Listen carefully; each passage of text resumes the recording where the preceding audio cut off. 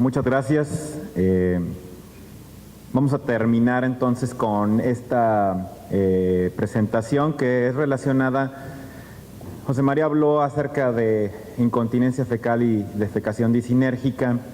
Yo pensé que la plática podría ser de biorretroalimentación en las dos entidades, pero considero que sería muy vasto y quiero dejar un mensaje y me voy a tener exclusivamente a hablar en la biorretroalimentación para el estreñimiento con defecación disinérgica.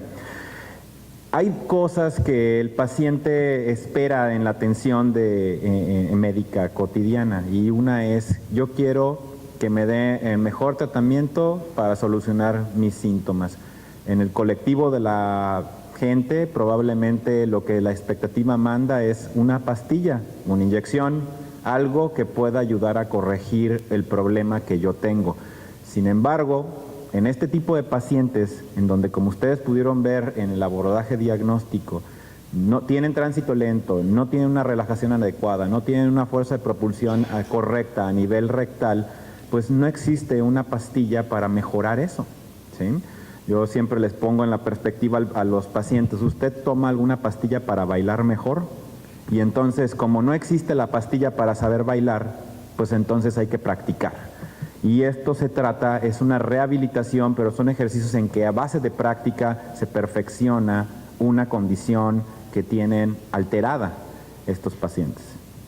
Y entonces, la terapia de biorretroalimentación es una terapia de rehabilitación. Quien está familiarizado con esto, si fracturaron un hueso, tuvieron un esguince, empiezan la rehabilitación, es precisamente lo que estamos haciendo. Y es a partir de instrucciones específicas que a base de maniobras repetitivas logran la mejoría. Hoy tomo un arco y una flecha, lanzo la flecha y entonces no le atino a la diana, pero a base de estar practicando voy a hacer que mi certeza sea cada vez mayor al hacer estas maniobras y que corrija lo que estoy haciendo mal por un orden que podemos establecer a base de medir la fuerza, coordinar adecuadamente y mejorar la postura del paciente.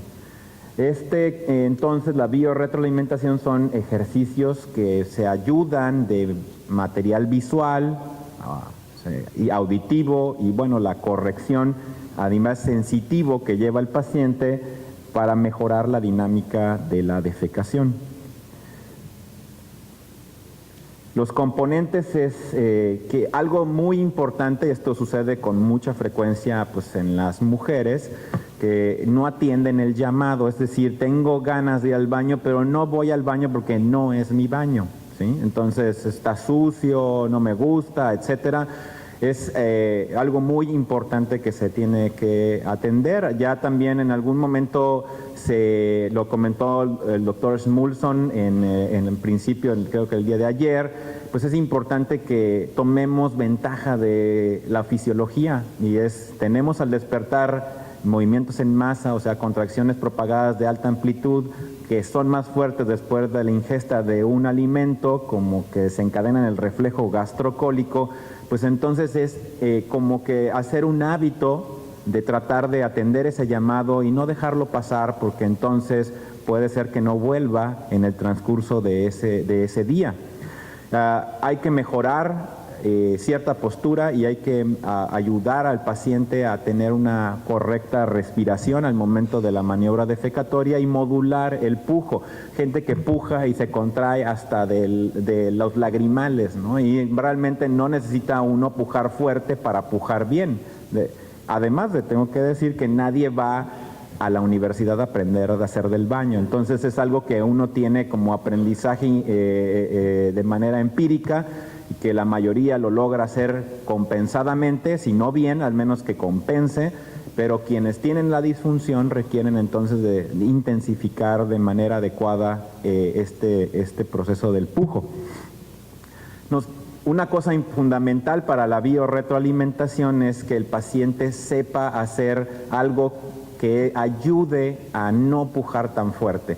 Y esto lo hacemos mediante las maniobras respiratorias. Entonces es algo fundamental que cuando el paciente hace una respiración torácica, expande su tórax, pero no incrementa fácilmente la presión intraabdominal. Y hay otra que es la respiración abdominal, en donde el paciente cuando inhala protruye su abdomen, desciende el diafragma, impulsa todo hacia el piso pélvico, incluyendo los contenidos, y de esa manera ya está haciendo un esfuerzo de pujar. Entonces no es realmente estar haciendo fuerza, es tomar ventaja y, como les digo a ellos, es tener una palanca para mover al mundo. En este caso es utilizar fuerza de empuje realizando el menor esfuerzo.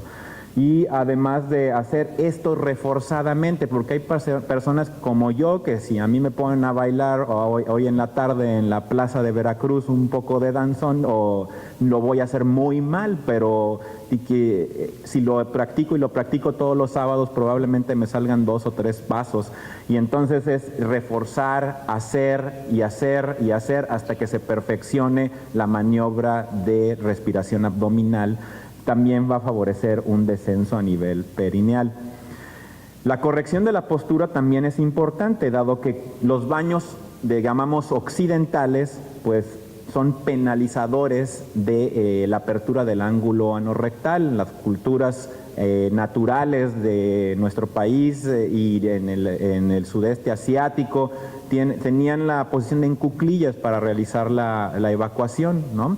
Y esto apertura el ángulo anorrectal. En un baño como son los occidentales, el ángulo que se genera es un ángulo más agudo, no se abre la región anorrectal, pero cuando le pedimos al paciente que de alguna manera mejore ese ángulo, al utilizar un banco de más o menos 20 centímetros donde suba sus pies y genere que las rodillas queden por encima de sus caderas, y que posteriormente con la maniobra de respiración, con el abdomen abultado, se inclinen hacia adelante, favorezcan presión y apertura del ángulo anorrectal, con lo cual ya tienen más ventaja aún y no necesitan hacer un esfuerzo dramático para lograr la expulsión de las heces. Esto entonces requiere de un entrenamiento, ya una vez que el paciente está con cómo saber respirar, cómo corregir la postura. Hay un instructor o un rehabilitador que le está dando el mensaje cuando tiene una sonda no rectal de lo que está sucediendo en tiempo real cuando el paciente hace una maniobra como la hace normalmente y cuando el paciente hace una maniobra dirigida por el rehabilitador. Es decir, ahora puje lo más fuerte que pueda, como lo hace en casa, lo hace, se incrementa la presión a nivel del recto, pero también a nivel del esfínter anal. Tiene una maniobra disinérgica tipo 1, como las que les mostró José María. Pero cuando el paciente le decimos, ahora no haga eso, insufle su abdomen, inclínese un poco hacia adelante, tense solamente los músculos abdominales, manténgalo por 10, 20 segundos y ahora observe lo que está sucediendo, y ellos se dan cuenta cómo hay una disminución en la presión a nivel del esfínter anal, y entonces capturan lo que está sucediendo anómalamente y cómo tienen que hacerlo de manera correcta.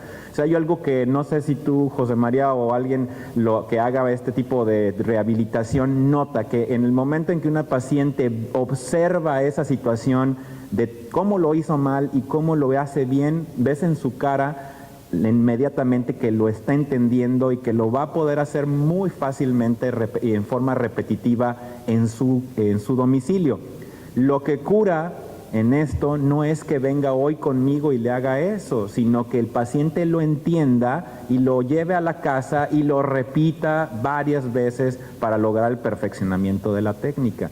O sea, no es un encuentro el que ayuda, sino es la, digamos, repetición de esto lo que va a fomentar la mejoría. Entonces, hacemos al menos 10 repeticiones de que el paciente infle su abdomen, se posicione adecuadamente, contraiga sus músculos por 10, 20 segundos, y cuando existe la fatiga, en ese momento exhalar y volver a reposicionarse, inhalar de nuevo y repetirlo de esa manera el ciclo hasta 10 ocasiones, con el objetivo entonces de que el paciente comprenda adecuadamente lo que está sucediendo en ese momento. Hay diferencias en el protocolo, hay quienes, se recomiendan al menos la terapia activa, que son una vez que se hizo la manometría índice, que se hagan repeticiones de sesiones al menos de 3 a 6, separadas por 2 a 3 semanas entre cada una de ellas.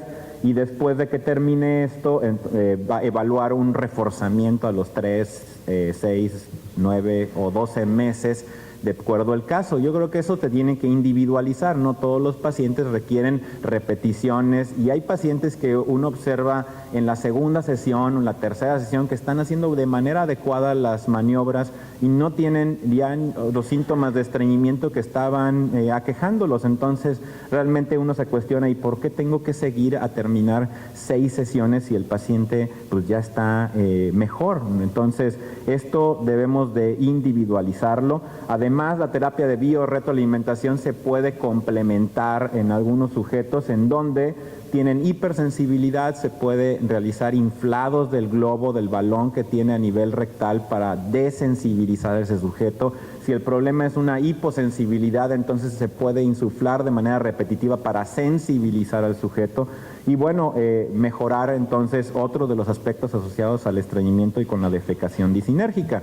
Ahora, si me dice, bueno, se oye muy bien, ¿y cómo funciona? No lo sabemos a ciencia cierta, pero se han hecho estudios que han demostrado que existe una normalización del proceso de conducción nerviosa. Esto con Satish y Chema empezó a hacer estos estudios cuando él estaba allá en Iowa, en donde se hace una estimulación magnética en sitio de la región anorrectal. Se desencadena un potencial motor a nivel anal y se puede medir la velocidad, la latencia y la amplitud con que se desencadena una onda que se capta a nivel de una sonda especialmente diseñada y se lee en un aparato de electrofisiología. Se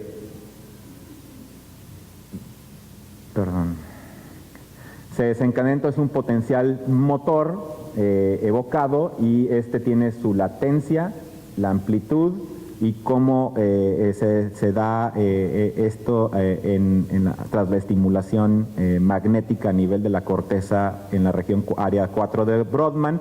Y aquí, pues este es un paciente que se realizó un estudio en donde previamente a la realización de cualquier biorretroalimentación se obtenían potenciales motores, y observen la latencia con que eran más de 39 milisegundos para que se llevara a cabo la